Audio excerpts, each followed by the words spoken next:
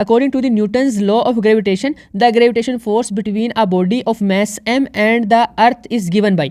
अब ये फॉर्मूला है हमारे पास, इसमें ये हमने अभी पढ़ा था। आप कहेंगे कि सर हमने पढ़ा था कि F इज इक्वल टू है G, और फिर हमने पढ़ा था m1, और फिर हमने पढ़ा था m2, फिर हमने पढ़ा था नीचे d²।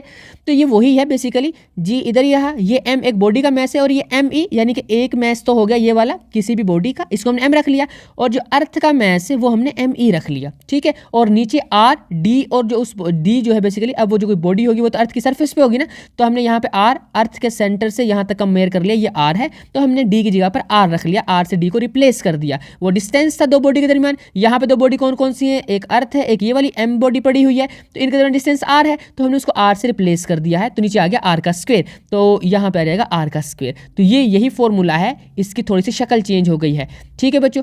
इतनी बातें हो गई। अब हम इस चीज़ से आगे कैलकुलेशंस करेंगे, बेसिकली इसको अपने माइंड में रखना है। ये अब वही फॉर्मूला है लॉ ऑफ ग्रेविटेशन। उसने नीचे बता भी दिया है कि m e जो है अर्थ का मैस है, r distance of the body है from the centre of earth, यहाँ से अर्थ के सेंटर से उस बॉडी का डिस्टेंस हो गया। नेक्स्ट वो वैसे यहाँ सरफेस पे भी हो सकती है, हाइट पे भी हो सकती है, यहाँ पर भी, तो फिर वो उसके लिए क्या करना होता है, फिर वो r प्लस एच या कैपिटल R प्लस एच वाला फॉर्म लगाते हैं, वो हम आगे पढ़ेंगे, आप बेफिक्र हैं। नेक्स्ट हम आगे चीज़ों को देखते हैं कि वो यहाँ पर क्या बातें कर रहा है। वो कहता है the weight of a body is due to the gravitational force with which the force attracts a body. Gravitation force is a non-contact force। हाँ वैसे ये जो है हमारे पास जो फोर्स होती है वो उसके ये W के इक्वल होती है, ये वाली जो कि जिसका फॉर्मूला mg होता है। ये वेट नीचे की तरफ एक्ट कर रहा होता है, और अभी हम इसके बारे में बातें करेंगे आगे। पहले मैं आपको ये बता दूं कि नॉन कॉन्टैक्ट फोर्स क्या होती है।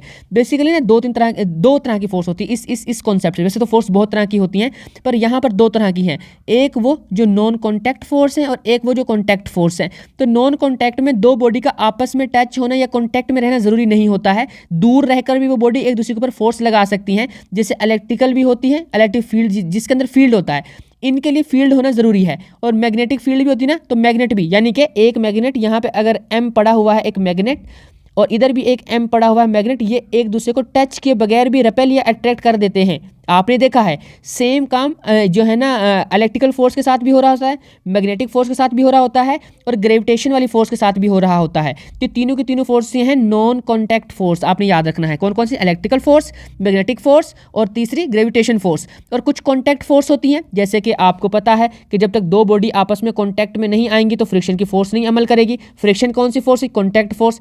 किसी चीज़ के ऊपर आपने कोई फोर्स अप्लाई करनी है, ये m1 मैस है, इसको मूव कराना है, तो इधर से फोर्स लगाएंगे आप, तो फोर्स अगर आपने इस हाथ से धक्का लगाया तो इसको बॉडी को टच करेंगे तब धक्का लगाएंगे ना आप। जैसे कि किसी कार को या बाइक को धक्का स्टार्ट करना हो तो आप जो फोर्स लगाते हैं वो बॉडी को टच करते हैं ना आप, कार को या बाइक को, तो वो इस तरह की फोर्स कॉन्टैक्ट फोर्स होती है। तो इस तरह से दो तरह की फोर्सेज होती है, कॉन्टैक्ट और नॉन कॉन्टैक्ट, मैंने बता दिया। ग्रेविटेशन वाली जो है उसमें से नॉन कॉन्टैक्ट फोर्स में आती है। वो कहते हैं आगे वो और बातें करते हैं थोड़ी इसके बारे में। वो कहते हैं इसके बारे में नहीं, मतलब टॉपिक के बारे में, कि the velocity of a body throne up goes on decreasing while on return its velocity goes on increasing. जब कोई बॉडी ऊपर फेंकी जाती है तो उसकी वेलोसिटी कम होती है, और अगर कोई चीज़ नीचे आ रही है उसकी वेलोसिटी इंक्रीज होती है। ये आपने सेकंड चैप्टर में कॉन्सेप्ट पढ़ा था। और कोई भी बॉडी ऊपर जाती है तो उसकी वेलोसिटी कम कम कम, लास्ट पर एंड पर उसकी फाइनल जो वेलोसिटी होती है वो जीरो हो जाती है। ये आपने पढ़ा हुआ है कि वो एंड पर जो एंड रिजल्ट उसका क्या निकलेगा, ऊपर जाती जाएगी, वेलोसिटी कम होती जाएगी, एक टाइम आएगा जब वो रेस्ट में चली जाएगी बॉडी, है ना, ये आपने पढ़ा हुआ है। ओके, तो फिर आगे हम देखते हैं कि जब ऊपर से कोई बॉडी नीचे गिरती है तो उसकी स्पीड बढ़ती जाती है ऊपर से नीचे आते हुए। ये हमें बातें पता हैं, और इसी वजह से हम ये जो है इसका एक्सेलरेशन हम जो थे वो नेगेटिव लेते होते थे, स्मॉल जी थोड़ा यहाँ देखें ऐसे। हमने जब न्यूमेरिकल्स किए थे ना सेकंड चैप्टर में, तो हमने इस जी को -10 रखा था या 9.8, जो भी आपकी वैल्यू है, आपकी मर्जी है। अगर ज़्यादा एक्यूरेटली मेजर करेंगे तो 9.8, वरना 10 से भी काम चल जाता है छोटे लेवल पर। 9/10 में 10 की बातें ही कर रहे होते हैं, 10 मीटर पर सेकंड स्क्वायर। और जब कोई चीज़ बॉडी नीचे गिर रही है उसके लिए 10 मीटर पर सेकंड स्क्वायर प्लस का हम ले रहे होते हैं, ठीक है, एक्सेलरेशन। तो ये इसी वजह से है, क्योंकि जब वेलोसिटी कम होती है एक्सेलरेशन माइनस आता है। फाइनल वेलोसिटी अगर किसी बॉडी की वेलोसिटी कम होती जा रही है तो एक्सेलरेशन नेगेटिव। अगर किसी बॉडी की वेलोसिटी बढ़ती जा रही है एक्सेलरेशन पॉजिटिव। खैर बच्चों आगे देखते हैं हम। This is due to the gravitation pull of the earth acting on the body whether the body is in contact with the earth और नॉट। वो जो ग्रेविटी उसके ऊपर एक्ट कर रही है और ये कॉन्टैक्ट में होना, इससे फर्क तो नहीं पड़ता है। Such a force is called the field force. ये जो फोर्स लगी इसके ऊपर वो फील्ड फोर्स है। और वो कहते हैं it is assume that the gravitational field exist all around the earth. This field is directed toward the centre of the mass. वो कहते हैं कि अर्थ के चारों तरफ हर साइड पर क्या है, ग्रेविटेशन जो है एक्ट कर रही होती है, ग्रेविटी एक्ट कर रही होती है, और उसकी डायरेक्शन इनवर्ड होती है, जमीन की तरफ होती है, यानी कि हर चीज़ जमीन के सेंटर की तरफ आएगी, कहीं भी पड़ी हुई है वो ज़मीन के सेंटर की तरफ अट्रैक्ट होनी है। बेसिकली ये इसमें बातें कर रहा है और ये बातें हमने पढ़ लिए।